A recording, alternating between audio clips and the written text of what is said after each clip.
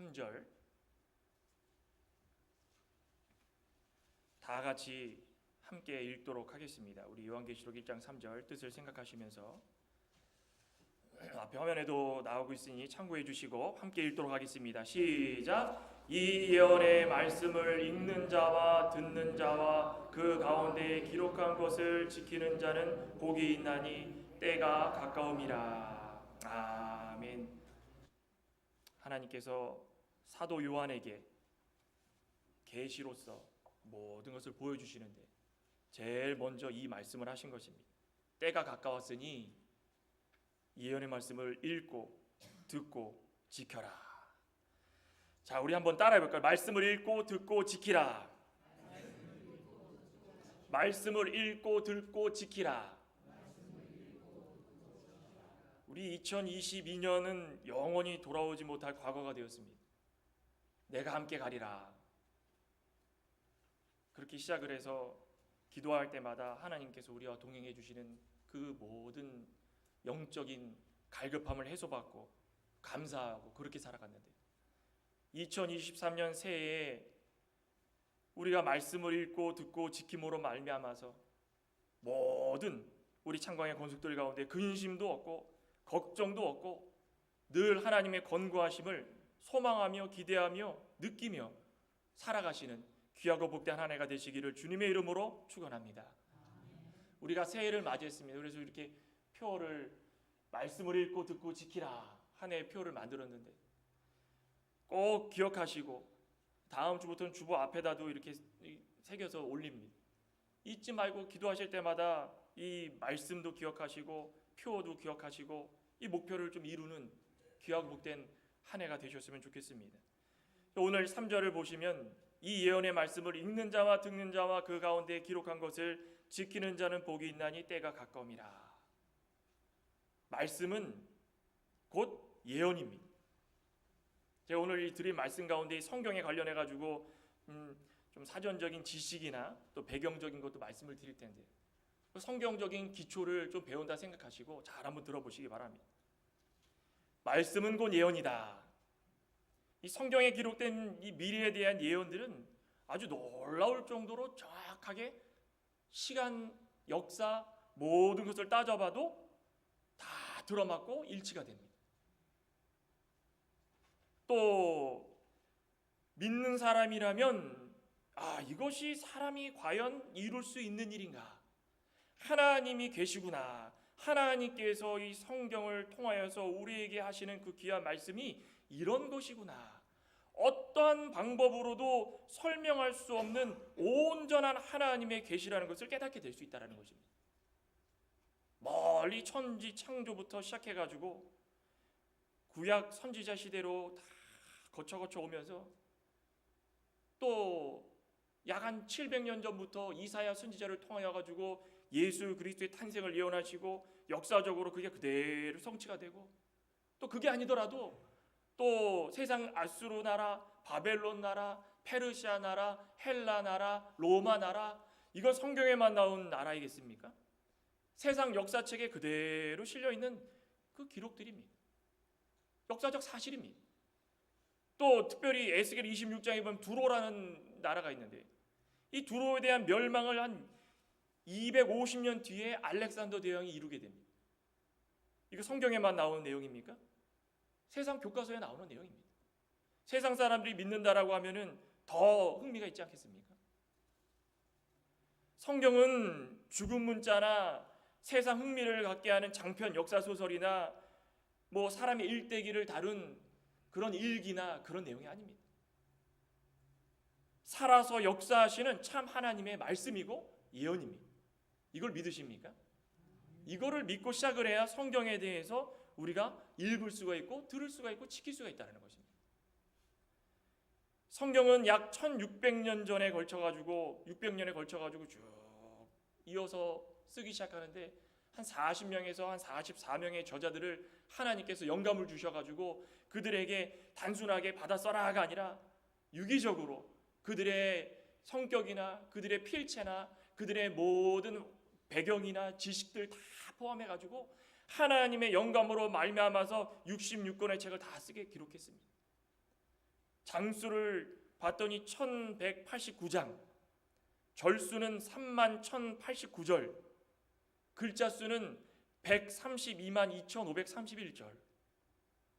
과거에는 이 정경이다, 위경이다, 외경이다 구분을 많이 했습니다. 근데 우리 개신교에서는 여러 사본의 권위를 다 따져봤을 때 이 오늘날 우리가 읽고 있는 성경 66권, 창세기부터 요한계시록까지 이 성경책이 온전한 하나님의 말씀이다. 그래서 정경이다 이렇게 말합니다. 근데 이 천주교에서는 거기다가 플러스 외경을 몇 권을 더 못해가지고 73권을 그들은 정경이다 이렇게 이야기합니다.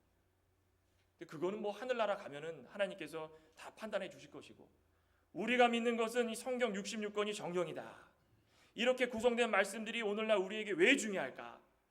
성경이 왜 중요하겠습니까? 성경은 점진적입니다. 점진적이라는 것은 무슨 말입니까? 진행적이라는 것입니다. 과거에 끝났다라는 게 아닙니다. 과거나 오늘이나 미래나 성경에 나온 내용들은 계속적으로 성취가 되고 성취될 것이고 계속적으로 진행 중이라는 것입니다. 그래서 성경이 중요하다는 것입니다. 우리 히브리서 13장 8절에도 그러죠. 우리 디모데후서에도 그렇고 성경에 대해서 계속적으로 때마다 시간마다 사도 바울이 언급을 하고 있는데, 특별히도 히브리서 13장 8절에 보면 이렇게 말씀을 합니다. 예수 그리스도는 어제나 오늘이나 영원토록 동일하시니라. 예수 그리스도께서 어제나 오늘이나 영원토록 동일하시다라는 말은 성경에 기록된 말씀이 무엇인지를 알면은 그게 왜 중요한지를 깨닫게 된다는 것입니다. 성경 창세기부터 요한계시록까지 가장 중심적인 내용이 무엇입니까? 예수 그리스도입니다. 예수 그리스도의 시작부터 끝까지 구원을 이루어 나가가지고 마침내 영원한 생명을 얻고 영원한 벌을 받는 그 과정들을 성경을 통하여서 기록되었기 때문에 어제나 오늘이나 영원토록 동일한 말씀들을 우리는 듣고 배우고 살 수 있는 이런 하나님의 백성들이라는 것입니다. 또 성경은 변함없이 완전하고 절대적입니다. 믿으십니까? 성경은 상대적인 것이 아닙니다. 어디를 내놔도 성경만큼 진리가 없습니다. 요즘은 이 진리가 다 쇠퇴가 돼가지고 너나 나나 할 것 없이 이 성경을 무시하고 마음대로 살아가는 자들이 있지만, 성경이라는 것은 절대적이라는 것을 우리는 믿고 읽고 듣고 지켜야 된다는 것입니다. 우리 베드로후서 1장에 보면 21절에 예언은 성경 말씀을 말하는 것입니다. 언제든지 사람의 뜻으로 낸 것이 아니요 오직 성령의 감동하심을 받은 사람들이 하나님께 받아 말한 것이다. 여기 감동을 받은이라는 말을, 이 원어의 뜻을 보면 풍랑이 일은 그 바다 가운데 이 닻을 이렇게 이 뭐라 그럴까요? 내린다. 이 보통 닻을 내리면 바다에 바람의 영향을 받아가지고 배가 막 가지 않습니까? 그 보통 이 풍랑이 일어나면 닻을 올리는 게 정상입니다. 닻을 내리는 것입니다. 무슨 뜻일까요?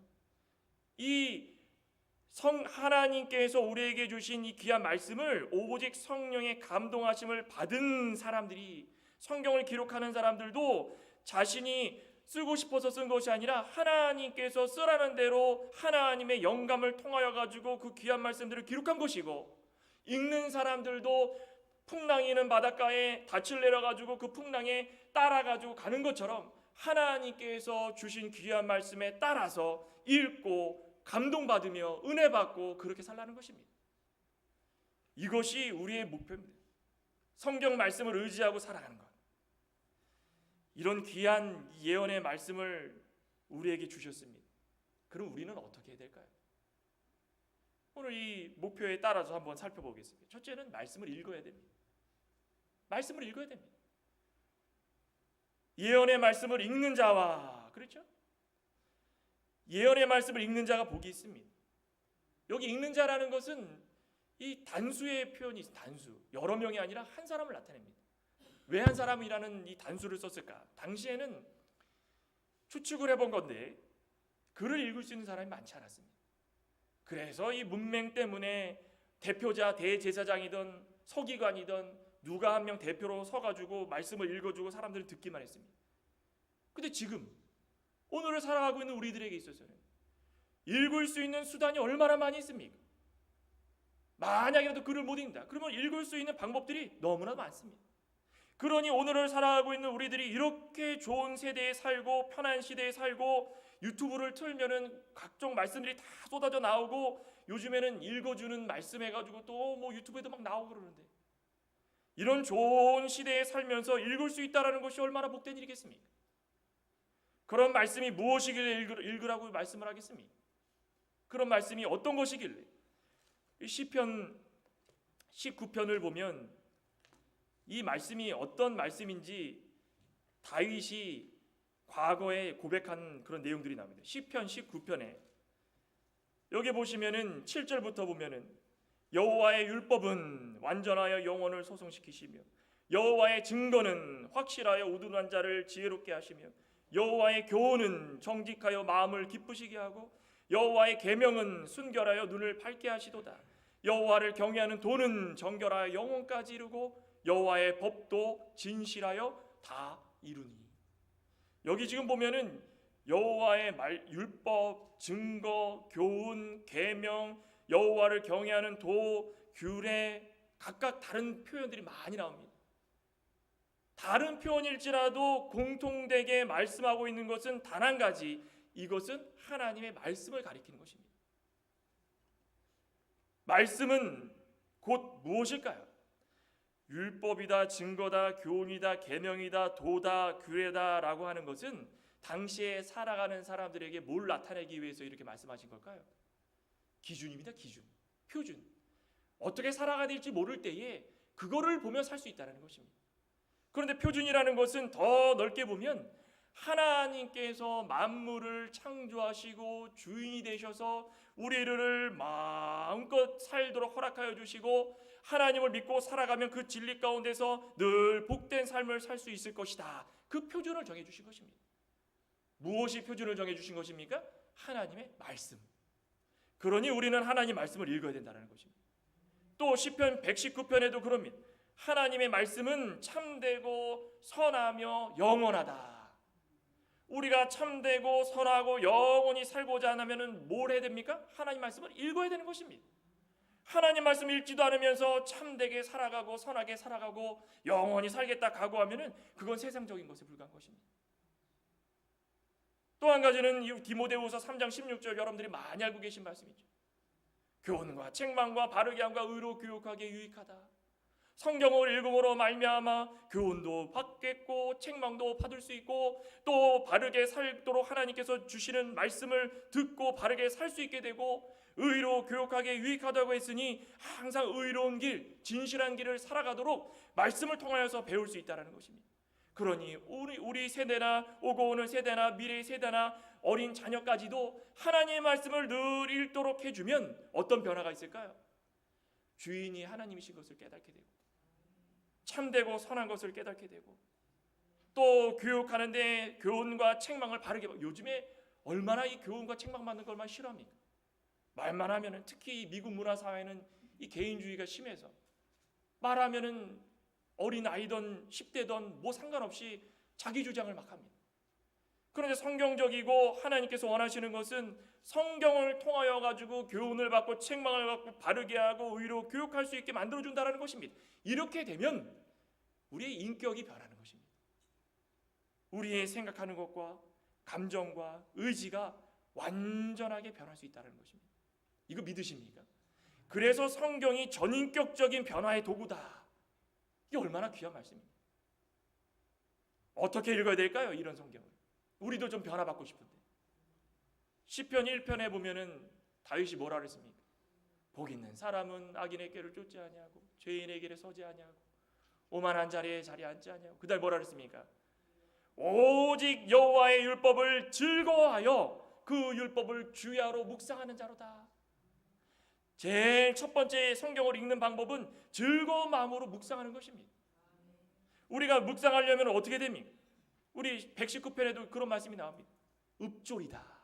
성경을 내 마음속 깊은 곳에 새겨서 종일 작은 소리로 읊조리다. 여호와는 나의 목자시니 내가 부족함이 없습니다. 복 있는 사람은 악인의 꾀를 쫓지 않습니다. 난 다 죄인과 같습니다.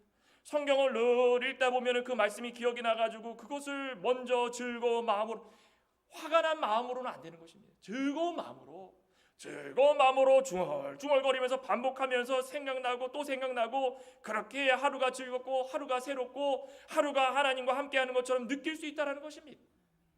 우리 2023년 새해에는 이런 즐거운 마음으로 성경을 좀 묵상하는 여러분들 되시기를 간절히 소망합니다. 저도 그렇고 이런 변화가 있어야 되는 것입니다. 두 번째로는 어떻게 성경을 읽어야 되는가? 큰 소리로 낭독하면서 읽어야 됩니다. 성경 읽다 보면 얼마나 졸립니까?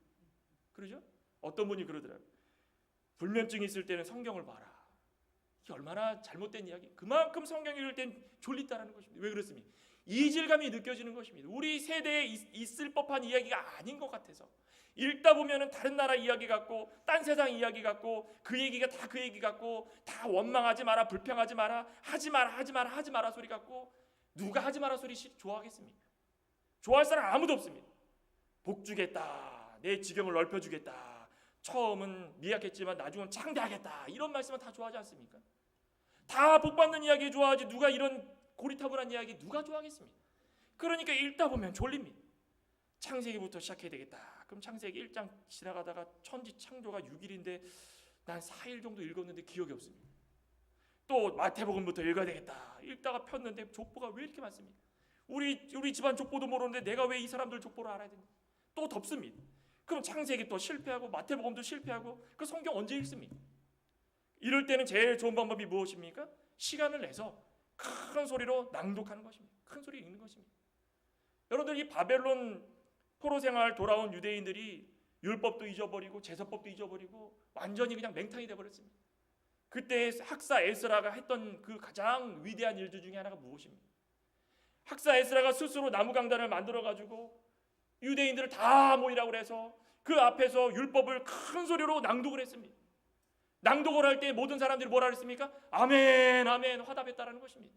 그 전에는 왜 그런 거 못했을까요? 의지가 없어서 그렇습니다. 의지가 없어서. 다 배우고 알았던 것이지만 하려고 그러니까 못하는 것입니다. 근데 우리 가운데 이 말씀이 얼마나 귀중하고 소중하고 우리의 전인격을 변화시킬 수 있는 도구다라고 생각한다면 즐거운 마음으로 묵상하고, 이것도 안 되면은 큰 소리로 낭독을 하고 어떻게 해서든 하나님 말씀을 읽으려고 노력할 수 있는 그런 모습이 되어야 된다는 것입니다. 새해에는 좀 각오를 하시기 바랍니다. 저도 그렇고, 그래서 제가 오늘 주보에다가 성경 읽기표를 나눠드렸습니다. 좀 읽으십시오. 저도 그렇고 정해놓고, 오늘 여기 뭐라 그랬습니까? 하루 3장 읽는 거 쉽지 않습니다. 3장 읽는 거 굉장히 힘듭니다. 일하시고 직장 다니시고 언제 성경 읽겠습니까? 그러니 어떡합니까? 큰 소리로 어떻게 해서든 라디오나 유튜브 그 MP3나 유튜브로 틀어놓고 그거 나오면은 큰 소리로 같이 봉독하고, 차를 운전하고 가면서도 좀 마음속으로도 묵상하고, 자꾸 이런 노력이 필요하다는 것입니다. 쉽게 되는 일이 뭐가 있겠습니까? 뭐 1년 믿고 2년 믿었으면 성경 많이 합니까? 저는 신학을 공부를 10년 했는데도 아직까지 잘 모르겠습니다. 목사 안수를 10년째 받았는데 목사 안수 받을 때도 성경에 대해서 너무 부끄럽고, 읽으면 읽을수록 모르는 게 너무 많습니다. 그런데 1년 2년 다녀가지고 성경 모릅니다, 그런 말 하지 말라는 것입니다. 읽고 또 읽고 또 읽고 그래야 된다는 것입니다. 두 번째는 말씀을 들어야 됩니다. 이제 읽었으니 들어야 되지 않겠습니까? 이 예언의 말씀을 읽는 자와 듣는 자, 그들이 복이 있습니다. 말씀을 읽는 것만으로 그치면 안 됩니다. 우리 욥기 37장 2절에 보면 엘리후라는 사람이 나옵니다. 엘리후가 마침내 욥에게 나와가지고 하는 말이, 그런 말씀이 나옵니다. 우리 37장 잠깐 읽어볼까요? 욥기 37장 2절입니다. 1절부터 제가 한번 읽어보겠습니다. 이로 말미암아 내 마음이 떨려 그 자리에 흔들렸도다. 하나님의 음성 곧 그의 입에서 나오는 소리를 똑똑히 들으라. 그 소리를 천하에 펼치시며 번갯불을 땅끝까지 이르게 하시고 그 후에 음성을 발하시며 그의 위엄찬 소리로 천둥을 치시며 그 음성이 들릴 때 번개를 멈추게 하시는도다. 엘리후가 말하기를 하나님의 음성, 그의 입에서 나오는 소리, 이게 무엇입니까? 말씀입니다. 말씀을 들으라고 그러는데 똑똑히 들으라. 그런데 개역개정 성경에는 똑똑히 들으라지만 개역 성경에는 뭐라고 되어 있습니까? 들으라 두 번 반복합니다. 집중해서 들으라는 것입니다. 말씀을 이렇게 들을 때에 이 히브리어 원뜻을 봤더니 세심하게 들을 수 있고 항상 들을 수 있고 집중해서 들을 때의 뜻을 이해할 수 있다는 것을 볼 수 있습니다. 그냥 수박 겉핥기식으로 들으지 말라는 것입니다. 그 신명기 6장에도 유명한 말씀 나오죠. 이스라엘아 들으라. 그래서 쉐마 이스라엘 이렇게 이야기합니다. 그때 들으라라는 그 쉐마는 순종이라는 게 전제에 깔려 있는 것입니다. 그 들으라 해서 그냥 들으십시오 그러고 넘어가는 것이 아니라 지킬 것을 내가 믿고 말하니까 너희들은 들으라 그것입니다. 아무리 좋은 말씀을 100편, 100편, 200편, 300편, 뭐 1000편 가까이 들으면 뭐하겠습니까? 한 편을 들어도 믿음의 고백이 되고 한 편을 들어도 나의 말씀과 같이 들어서 그것을 나의 것으로 여기려고 애를 쓰는 모습이 그것이 복된 것입니다. 말씀을 아무리 많이 읽어도 하나님의 그 세미한 음성, 하나님께서 나에게 주시는 음성을 들으려 하지 않으면 교만이 싹이 트고 자만심으로 말미암아 앞을 가로막아가지고 순종을 하지 못하고 악한 마음이 생기고 사랑하지 못하고 욕심이 생기고 나의 것을 뺏길까 봐 두려워하고 그렇게 살 수밖에 없다는 것입니다. 예레미야 5장에도 예레미야 선지자가 어리석고 지각이 없으며 눈이 있어도 보지 못하며 귀가 있어도 듣지 못하는 백성이여 들을지어다. 예레미야 얼마나 고생했습니까? 마지막에는 아예 가기 싫은데 애국까지 끌려가고 눈물을 흘리면서 맞으면서 눈물의 선지자로서 이 백성들에게 하고 싶은 말이 이거였습니다. 어리석어가지고 지각이 없으면 눈이 있어도 보지 못하게 되는 것이고 귀가 있어도 듣지 못하게 되는 것이고 아무리 좋은 말씀이고 아무리 실천할 수 있는 말씀이라 할지라도 그것을 너희들이 듣지 않으면 아무 소용이 없다는 것입니다. 듣는 자와 듣지 않는 자의 특징이 그대로 드러나지 않습니까? 듣지 않는 자는 예레미야 선지자가 말한 것처럼 어리석고 지각이 없는 자들입니다. 아무리 이야기해도 지각이 없으면 뭐 이해가 되겠습니까? 아담과 하와도 그렇지 않습니까? 그 좋은 거 다 주고서 그 에덴 동산 중앙에 있는 선악을 알게 하는 그 나무 그거 하나만 먹지 말아라. 먹는 날에는 정령 죽으리라 말했는데 그거 하나 지키는 게 그렇게 어렵습니까? 듣지 않았고 들으려 하지 않고 어리석음과 지각이 없기 때문에 그냥 사탄의 회유에 홀랑 넘어가서 꼬임에 넘어가서 하나님보다 사탄을 더 좋아하게 되고 그래야 해서 멸망과 모든 대대손손에 이르기까지 다 멸망의 길을 걷게 한 겁니다. 얼마나 어리석습니까? 오늘 글을 봤더니 상대방의 말을 잘 듣는 사람들의 특징이 나와요. 제가 그것을 보면서 영적으로 한번 접목을 시켜봤습니다. 한 가지는 집중해야 됩니다. 집중. 그러죠? 사람들이 대화 나눌 때 집중 못하는 사람도 있습니다. 한참 이야기하다가 무슨 말 했지? 그럼 사람이 기분이 굉장히 나쁩니다. 하나님께 집중하지 못하면 하나님께서 무슨 말씀을 하시는지 신경 쓰지 않게 되는 것입니다. 지진과 같이 요란한 소리에만 집중해가지고 아유 하나님 복 주시겠다 하나님 아유 새해에는 정말 어마어마한 복을 토끼인데 토끼가 그냥 막 검은 토끼라고 그러는데 이때는 뭔가 복이 그냥 하늘에서 막 그런 것처럼 그냥 세상에 복 받으려고 그렇게 큰 소리 지진 나는 소리 어마어마한 소리 그냥 집중하고 그런 거에만 따라가면서 세미한 음성은 엘리야에게 들려주신 그러한 조용하고 세미한 음성은 들으려 하지 않는 집중하지 않은 그런 모습들이 우리에게 있다는 것입니다. 새해에는 좀 집중하시기 바랍니다.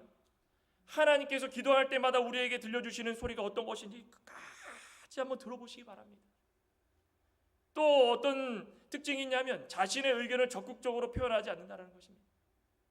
아니야 뭐 말만 하면은 그거 아니야 사람 말을 끝까지 좀 들어봐야 되는데 듣다 보면 아유 그거 아니야 너 생각이 틀려. 과거 이스라엘 백성들이 얼마나 많이 이런 짓을 범했습니까? 출애굽을 한 시작부터 시작해가지고 불평과 불만이 왜 일어났습니까? 하나님의 생각이 틀리다는 것입니다. 하나님의 의견이 다르다는 것입니다. 내가 생각하는 게 맞고 밥을 주실 때 밥을 줘야 되고 떡을 주실 때 떡을 주셔야 되고 고기 주실 때 고기 주셔야 되고 물 주실 때 물 주셔야지 왜 하나님은 하나님 마음대로 생각합니까? 아니다 내 얘기 좀 들어봐라. 하나님을 바라보지 못하고 하나님의 생각을 이해하지 못하고 자신의 생각만 그냥 적극적으로 표현하는 그들의 결과가 어땠습니까? 안 된다는 것입니다. 또 한 가지는 침묵에도 귀를 기울이는 것입니다. 기도하다 보면 하나님께서 응답해 주시지 않을 때가 많습니다. 기도할 때마다 응답해 주시면 얼마나 좋겠습니까? 그럴 때마다 응답해 주시면은 좋아가지고 하나님 제가 예물을 갖고 왔습니다. 아유 하나님 제가 이 기도에 응답이 있었습니다. 응답 안 해주시면 하나님 왜 저한테 이러십니까? 부인하고 부정하고 원망하고. 성경에도 신구약 그 중간기에 보면 400년 동안 하나님께서 너무너무 괘씸하고 너무 못돼가지고 그들에게 침묵하셨습니다. 침묵하셨다라는 것은 하나님 모른 척 하신 게 아닙니다. 다 지켜보고 계시는데 귀를 기울이지 않고 그냥 자신들의 의견만 계속 표현하고 집중하지 않고, 그러니까 하나님께서 그래 어떻게 하는지 보자, 잠깐 지켜보시면서 침묵하신 것입니다. 이런 침묵기에 하나님의 음성을 들으려고 애를 쓰는 그런 모습들이 있어야 그래야 복받는다라는 것입니다. 그리고 단념하지 않고 노력해야 되는 것입니다. 끝까지 힘들어도 내 가운데 시험을 주는 사람이 있고 나를 쓰러뜨리려고 하는 사람들이 있고 다 그 필요 없다라는 것입니다. 하나님의 음성을 들으면 그 가운데서 복이 있으니까 하나님의 음성을 듣고자 노력하는 것이지 왜 주변 사람들이 이야기를 자꾸 듣습니까? 예레미야 선지자가 누구에게 경책하여 듣게 할꼬, 보라 그 귀가 할례를 받지 못하여서 듣지 못하는구나. 할례가 무엇입니까? 부정한 것을 떼는 그런 의식 아니겠습니까?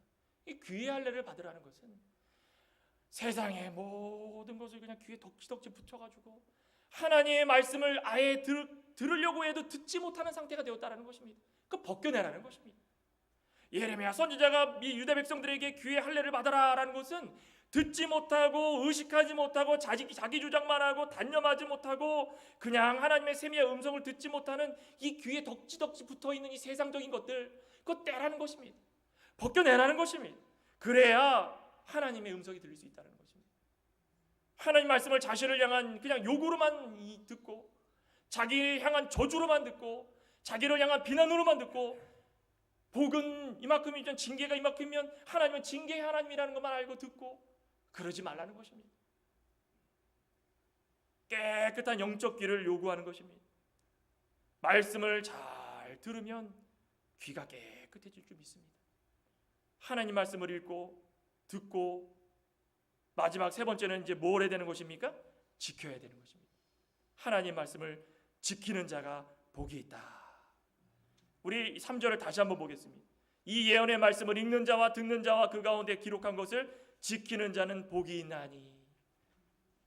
말씀을 읽고 들었으면 이제는 지켜야 될 때입니다. 여기 지키다라는 말은 헬라어로 테레오라는 말인데 그 뜻을 살펴봤더니 군사 작전을 방불케 하는 수비라는 말입니다. 수비. 누가 적이 쳐들어오려고 그러면 군대가 어떻게 합니까? 오십시오 그럽니까? 방비를 해야 되지 않겠습니까? 막 이 흙 구덩이를 막 파고 또 흙 주머니를 싸가지고 아예 그냥 벽을 만들어 놓고 포를 진지에 갖다 놓고 탄창을 준비해서 총을 쏠 준비를 하고 그 수비한다라는 겁니다. 수비. 말씀을 들었으면 그 말씀으로 우리의 생활을 지켜낼 수 있도록 사탄의 세력으로부터 막을 수 있도록 우리가 끝까지 순종할 수 있는 모습이 있어야 된다는 것입니다. 우리의 순종은 그것을 요구하는 것입니다. 하나님께서 어떤 헌금을 1000불, 2000불, 만불 해라 그 요구하십니까? 절대 아닙니다. 오해하지 마십시오. 어느 교회도 마찬가지로 돈을 요구하는 교회가 있으면 저한테 말씀 좀 해주십시오. 그 교회는 기도해야 되는 교회입니다. 기도해줘야 되는 교회입니다. 하나님께서 돈을 요구하시는 하나님입니까? 아닙니다. 말씀을 읽고 들었으면 우리가 사탄의 괴계에 넘어가지 않도록 마음을 빗장을 쳐놓고 수비를 할 수 있도록 지켜낼 수 있도록 말씀을 순종할 수 있는 자가 되어야 된다는 것입니다. 순종을 하지 않으면 넘어지게 되어 있습니다. 순종하지 않으면 시험에 들게 되어 있습니다. 순종하지 않으면 떠나게 되어 있습니다. 순종하지 않으면 하나님으로 여기지 않게 되어 있다는 것입니다.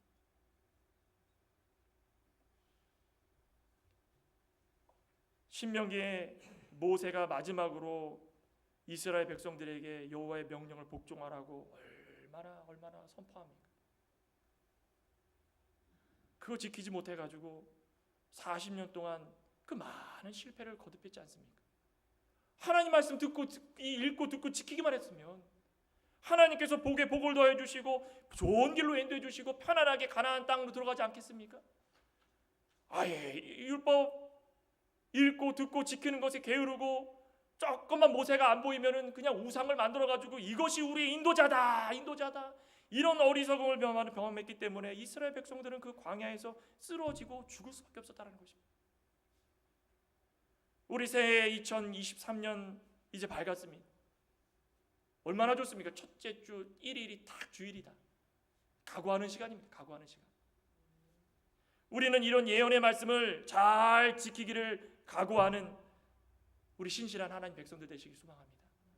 읽었으면은 우리가 어떤 것을 읽었는가, 또 들었으면 어떤 것을 들었는가, 지키는 것은 어떤 것을 지키는가, 읽고 들었으면 지킬 때 땅을 차지하는 복을 주시고 악인이 끊기가지고 모든 것이 승리하는 복을 주시고 하나님께서 마침내 모든 유혹을 거절해가지고 말씀 지킨 것을 알기 때문에 영원한 생명을 주시겠다. 오늘 마지막에 뭐라 그랬습니까? 때가 가까움이라. 때가 가까움이라는 것은 점점 고난의 시기가 가까우고 마침내 강한 사탄의 유혹들이 심해지고 이럴 때에 우리가 이겨낼 수 있는 방법은 말씀 외에는 아무것도 없다는 것입니다. 그러니 우리는 하나님 말씀을 읽고 듣고 지키기를 소망합니다. 우리 한 해 동안 열심히 우리 성경 이 읽기표에 그냥 2번 3번 식검해가지고 제가 이 자리에서 말씀드리겠습니다. 연말에 성경 읽기표 꽉 채워서 가져오시는 분은 시상하겠습니다. 누가 보이려고 그러는 것이 아니라 한번 해보십시오. 정말 복이 있는가, 깨달음이 있는가 한번 시도해 보시기 바랍니다. 아무쪼록 2023년 새해에는 더욱더 말씀과 가까워질 수 있는 저와 여러분 되시기를 간절히 소망합니다. 기도하시겠습니다. 하나님 감사합니다. 이 예언의 말씀을 읽고 듣고 지키는 자가 복이 있다. 때가 가까웠다. 아버지 하나님 말씀을 사랑하기를 소망합니다.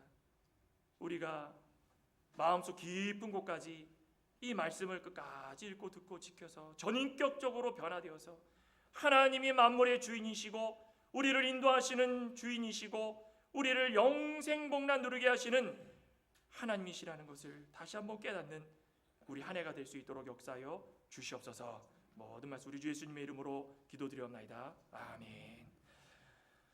찬송가 199장